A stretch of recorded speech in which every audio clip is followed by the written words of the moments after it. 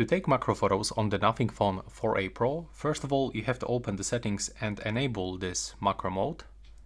You have to click on this switcher to enable macro control.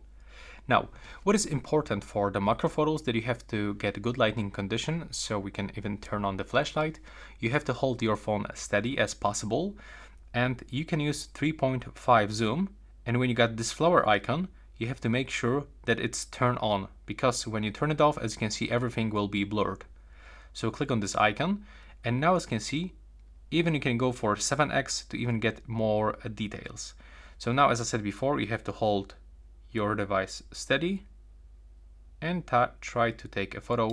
Don't move your phone, and take a look how many details we can find here. That's actually crazy amount of the details.